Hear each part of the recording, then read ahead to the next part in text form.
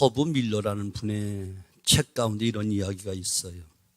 한적한 아주 평화로운 작은 마을이 있었는데 그 마을에 나이트 클럽이 개업을 했어요. 마을 사람들은 큰 걱정에 빠졌습니다. 이제 큰일 났다. 평화로운 우리 마을이 시끄럽게 됐겠구나. 젊은 사람 다 술집 드나들면서 타락하게 될 것이다. 이런 걱정에 휩쓸려 있었습니다. 마을 중심에 있었던 교회에서는 철야 기도까지 합니다. 근데 철야 기도하는 가운데 좀 극성스러운 교인들이 기도하는데, 하나님, 저 나이트 클럽을 불태워주세요. 불을 주셔서 이 마을 죄악의 도성이 되지 않게 해주세요 라고 구체적으로 불을 질러달라고 하나님 앞에 기도를 했어요. 그런데 정말 놀랍게도 어느 날 비 오는 날 벼락을 맞고 나이트 클럽이 그만 불타버리고 말았어요. 나이트 클럽 주인은 그 사실을 알고 교회를 고소를 했습니다. 교회가 특별기도, 철야기도 해서 불이 났으니 교회가 책임을 져야 된다라고 고소를 하는 거예요. 교회에서는 그 불탄 것에 대해서 책임질 수 없다 또 주장을 하는 거예요. 우리가 기도한 것은 맞다. 사실 기도했지만 그 기도 때문에 나이트 클럽에 불이 났다는 것은 말도 안 된다. 어떻게 기도해서 그런 일이 생길 수 있겠느냐 부정을 했어요. 그런데 판사가 양쪽 이야기를 다 듣고 나서 하는 말, 오른쪽이 범죄했든지 간에 분명한 것 하나가 있습니다. 나이트 클럽의 주인은 기도의 능력을 믿고 있는데 교회 교인들은 기도의 능력을 믿기는커녕 아주 극렬하게 부정하고 있군요. 내가 보기에는 나이트 클럽 주인의 믿음이 훨씬 훌륭합니다. 웃어주든지 찔려서 회개를 하든지 해줘야지 설교와 진도가 나가지. 슬픈 이야기예요.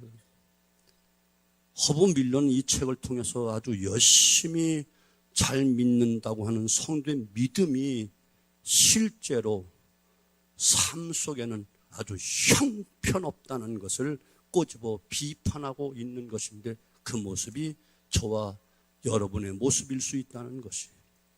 여러분, 믿음이란 무엇인가요? 믿음이란 믿음의 주체이신 하나님을 인정하고 하나님을 고백하고 하나님 말씀에 순종하는 것이 믿음인 거예요.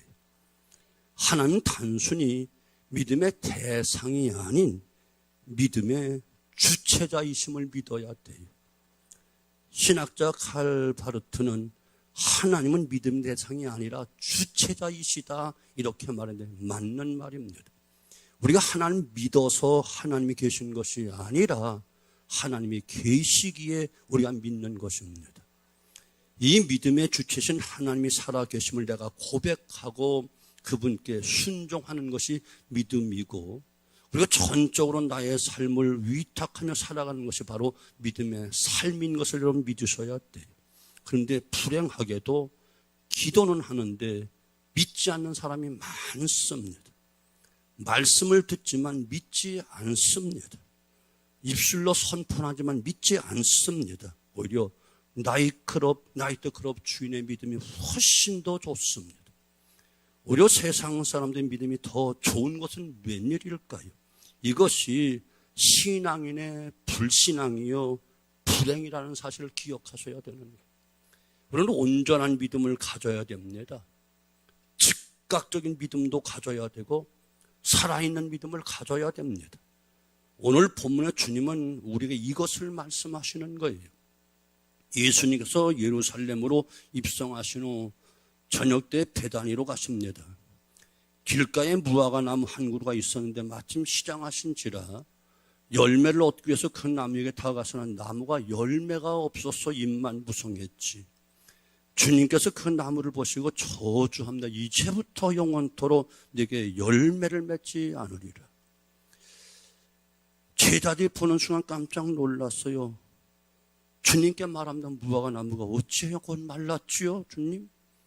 주님 제자에게 말씀하셨어요. 만일 너희가 믿음이 있고 의심치 아니면 이 무화과 나무 곁엔 이런 일뿐 아니라 이 산더러 들려 바다에 던지우라 하여도 그대로 될 것이다. 이것은 다분히 상징적인 말씀을 하시는 거예요. 곧 예루살렘에 올라가셔서 십자가에 죽으실 주님께서 예루살렘의 수많은 이스라엘 사람들, 하나님 믿는다는 사람들의 열매가 전혀 없는 모습을 보시고 상징적으로 경고하신 말씀이요, 곧 오늘 우리에게 신앙의 연조를 자랑하고 믿음 생활을 오래 했다 직분을 자랑하는 하되 실제로 열매가 없는 그것을 우리 주님은 지금 경고하여 하시는 말씀인데, 곧 나에게 우리에게 하시는 말씀인 것을 기억하셔야 되는 거예요. 그러면서 주님은 이것을 통해서 또 믿음에 대해서 가르쳐주고 계신데, 온전한 믿음이 무엇인지, 참으로 우리가 가져야 될 믿음이 어떤 것인지 이 믿음에 대해서 지금 교육하고 계시는 거예요. 우리는 하나님의 살아계심을 믿어야 합니다.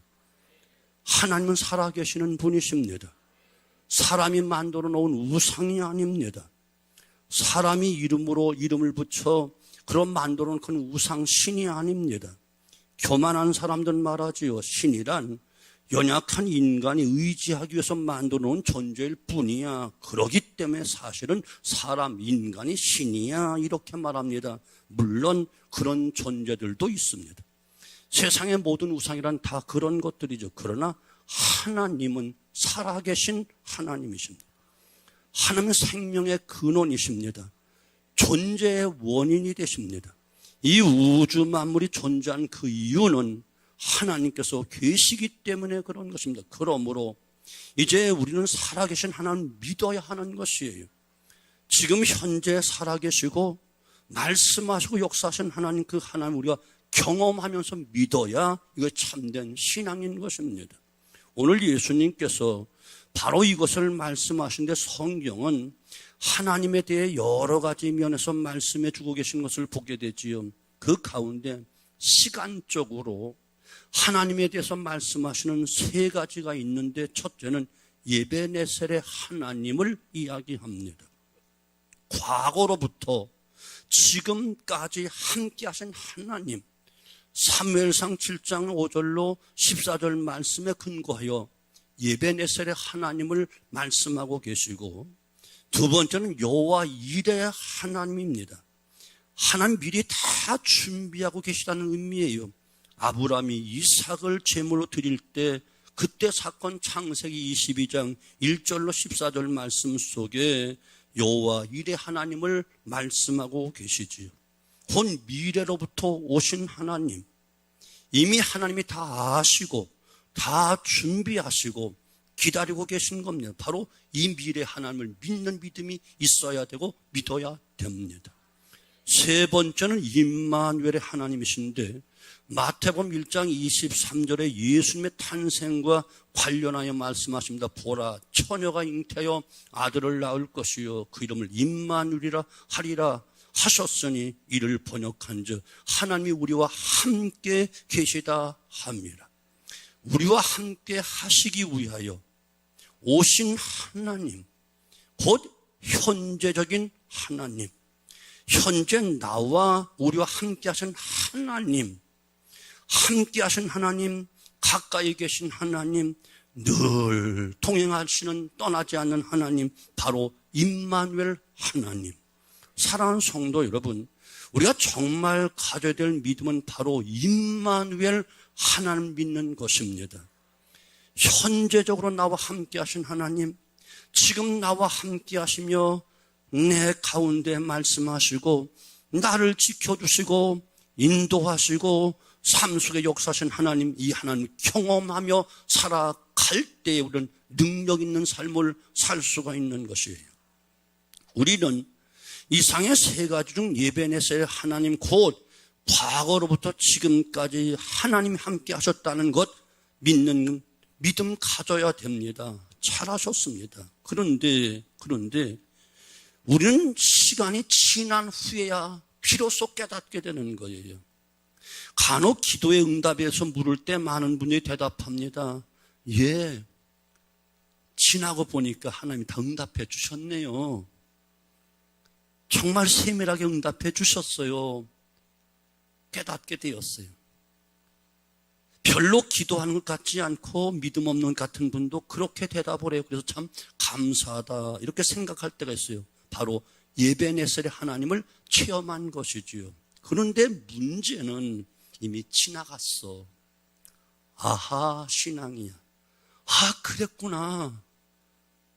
깨달은 것은 정말 귀한데 깨닫지 못한 사람들에 비해서 참 은혜가 되는데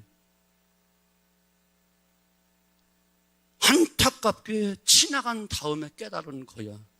감동도 감격도 큰 은혜가 안 되는 거야. 은혜로 감사하지 하나님이 다 응답해 주셨군요 하는데 감격이 없어. 그 신앙에 감격도 없고 성장도 없는 것이에요. 안타깝게도 이미 지나가고 마른 일이에요. 깨달은 것은 귀한데 이미 지나갔어요. 그때 깨달았으면 얼마나 좋았을까요?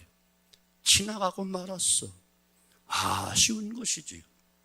그리고 미래로부터 오실 하나님, 앞으로 내게 응답해 주실, 그리고 나에게 축복해 줄 하나님, 그 하나님의 응답을 기다리는 것은 쉽습니다. 누구나 다 기다리고 어떤 분은 소원을 가지고 있습니다. 그것이 기대이든 소원이든 이것이 중요하지요. 그 소원이 있기 때문에 사실 오늘 살아갈 수 있는 힘이 생긴 거지요. 소원이라는 것은 우리의 삶에 의욕을 갖게 하는 힘이 되는 겁니다. 소원마저 없다면 살 힘이 없겠지요. 하나님께서 앞으로 우리에게 축복해 주실 거야. 이 소원, 이 믿음 때문에 오늘 우리는 열심히 지금도 견디며 살아가는 거예요.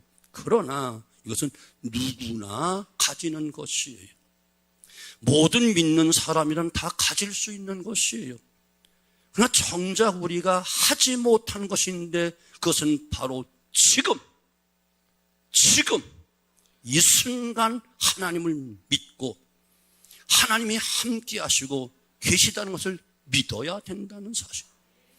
바로 지금 이 순간 하나님이 역사하신다는 믿음, 현재적 하나님, 이 하나님을 믿고 그 하나님과 함께 동행하며 가는 것 쉽지는 않아요. 과거의 것을 깨닫고 고백하고 감사하기는 쉽습니다. 또 앞으로 하겠다라고 다짐하고 결심하는 건 또한 쉽습니다. 마치 당장 하겠다고 결단하기보다는 쉽지 않은 것과 같습니다.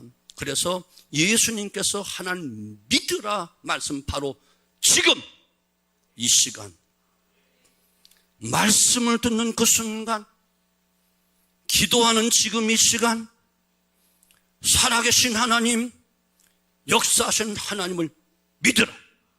예배하는 이 시간 믿어라. 다음 주부터 잘할 거야? 아니, 지금. 내년부터 열심히 믿을 거야? 아니, 지금 이 시간 여기서.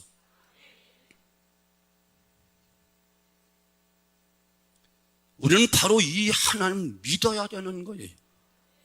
여러분, 이미 지나간 후에 깨닫는 하나님 잘하셨어요. 물론 앞으로 행하실 하나님 은혜, 축복 받아야 되고 그거 믿어야 돼요.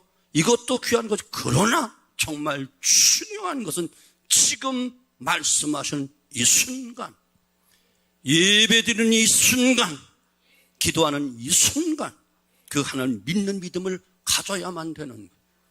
이 하나님을 믿을 때 우리의 삶은 놀라운 기적의 삶이 되어지고 승리의 삶이 되어져서 마치 산을 바다로 옮길 수 있을 뿐더러 믿고 구하는 걸 다 응답받는 역사가 일어난다는 사실이.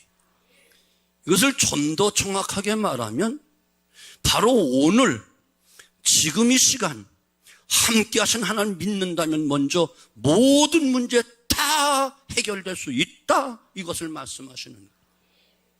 살아계신 하나님, 지금 나와 함께 하신 하나님 믿는다면 이제 우리는 지금 내 앞에 있는 모든 것 다 해결하실 능력을 가질 수 있는 것이, 그것을 믿어야 되는 거예요.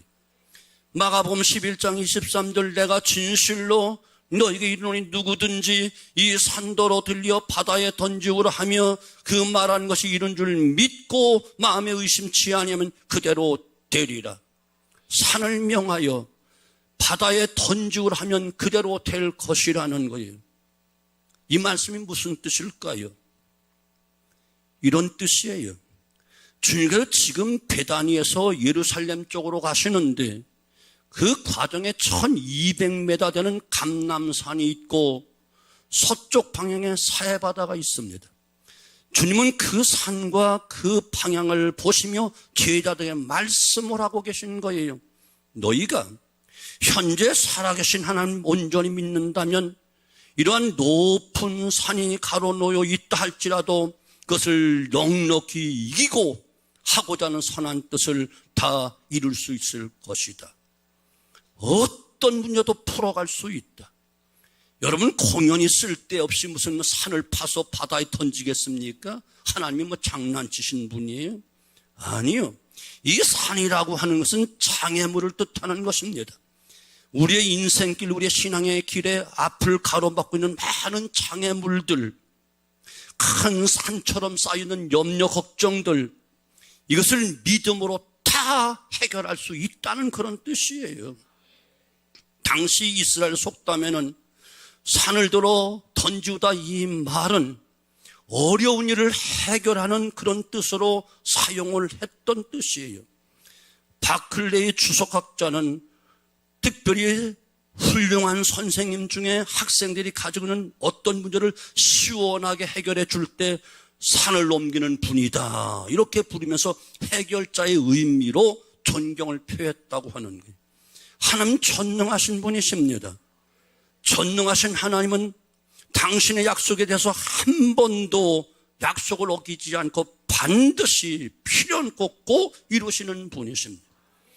아브라함에게 하나님 전능하신 하나님으로 종종 임하셔서 말씀하시지요. 일사다이 하나님, 즉 전능하신 하나님이 아브라함에게 어느 날 아브라함과 사라에게 임하셔서 100세가 된 아브라함에게 내게 아들이 있을 것이다. 그 말을 듣고 사라가 장막 뒤에서 웃어요. 100세라는 산, 늙은 노인이라는 높은 산이 있는데 이게 가능한 거야? 그때 하나님은 여호와께 능치 못한 일이 있겠느냐? 기한이 이를 때에 내가 네게로 돌아오리니 사라에게 아들이 있으리라. 여호와께 능치 못한 일이 있겠느냐? 그렇습니다. 하나님께서 약속하신 것에 대하여 능치 못한 일이 없으신 분입니다. 아브라함이 100세가 되었다 하더라도 약속하신 것에 대해서는 반드시 이루시는 하나님, 그 하나님을 믿으라는 거예요. 그러나 하나님의 뜻을 이루는 일이 순탄치 않다는 거 우리가 잘 알고 있지요. 이 땅의 삶이 만만치 않지요. 사도 바울이 그랬고 선지자의 삶이 그랬듯이 성경에 나오는 모든 믿음의 위인들, 영웅들, 믿음의 선배들의 삶을 보면 모두가 다 큰 장애물을 만나고 태산들을 만났으나, 숱한 어려움을 당하고 그 고난의 길을 걸었으나, 다 믿음의 위인들은 그 장애물을 통하여 복음의 역사를 더 이루어갔고 승리를 했고 기적을 이뤄낸 자들이 믿음의 위인들인 거예요. 그냥 되는 것이 아니에요. 이 믿음을 가지면 누구나 또 될 수 있다는 거예요. 왜요? 하나님이 이루시는 것이기 때문에. 어떠한 장애물이 있을 때 하나님은 그것을 결코 피해가지 않고 이길 수 있는 능력, 큰 역사를 이루시는 분이에요. 그래서 요한복음 14장 12절, 내가 진실로 너게 이르노니 나를 믿는 자는 나의 하는 일을 저도 할 것이요 또한 이보다 큰 것도 하리니 이는 내가 아버지께로 감이라. 사랑하는 성도 여러분, 의심하지 마십시오. 주님 말씀하십니다. 그 말하는 것이 이른 줄 믿고 마음에 의심치 아니하면 그대로 되리라. 문제는 의심하는 거예요. 과연 하나님이 하실까? 하실 수 있으실까? 내 기도도 들으실까? 귀신 들려 물에도 들어가고 불에도 뛰어든 어린아이를 가진 아버지가 주님 앞에 간청합니다. 주여, 하실 수 있으시면. 주님은 단호하게 할 수 있거든요. 무슨 말이냐? 믿는 자에게 능치 못한 일이 없는 일. 의심은 믿는 자에게 큰 독입니다. 우리가 음식을 먹을 때 함께 먹어서는 안 되는 것들이 있어요. 꿀을 먹는 사람이 괴를 먹어서는 안 됩니다. 괴는 독입니다. 육모초를 먹는 사람이 설탕을 먹으면 안 됩니다. 보약을 먹는 사람은 무나 숙주나물을 먹지 말아야 할 때가 있습니다. 그것은 약효를 약화시키고 몸에 오히려 해를 줄 수 있기 때문에 그럽니다. 제가 한의원은 아닙니다. 믿음에 의심이라는 것을 함께 삼키면 믿음이 중화시켜서 믿음을 잃어버리게 만들어요. 그 주님께서 의심치 아니하면이라고 말씀하고 계십니다. 사랑하는 성도 여러분, 지금 살아계시고 지금 나와 함께 하신 하나님, 그 하나님을 믿을 때 하나님 안에서 능치 못한 일이 없을 것입니다. 이 시간 믿음으로 선포하십시오. 산을 넘길 만한 믿음으로 여러분 안에 있는 모든 문제를 향해 주님의 이름으로 선포하고 또 행하고자 하는 일을 선포할 때 그대로 이루어질 것입니다. 또 오늘 함께 하신 그 임마누엘 하나님을 믿는다면 다 받을 것이다 말씀하고 계세요. 현재 살아계신 하나님 믿는다면 이제 기도하고 구하는 건 그대로 다 된다는 거예요. 그래서 오늘 본문 한 절도 마지막 부분을 되게 남겨놓았는데 너희가 기도할 때 무엇이든지 믿고 구하는 건 다 받으리라. 다 받으리라. 너희가 믿는 너희 다 앞에는 옆목사가 아니고 너희가 다 믿기만 하면 의심하지 아니하면 다 조금만 줄게가 다 받으리라. 받게 될 것이라가 아니라 그대로 받으리라. 곧 받으리라. 요한복음 14장 13절에 말씀합니다. 너희가 내 이름으로 무엇을 구하든 내가 시행하리니 역시 현재적인 것입니다. 그런데 우리의 기도는 대체적으로 미래적인 것이에요. 하나님 해주실 거지요? 해주실 줄로 믿습니다. 하나님 지금 주세요. 하지 뭘 미래 걸 찾고 있어. 그때 가면 다른 문제 또 생겨. 그때는 그거 구하고 오늘 당면한 그 문제 구하라고.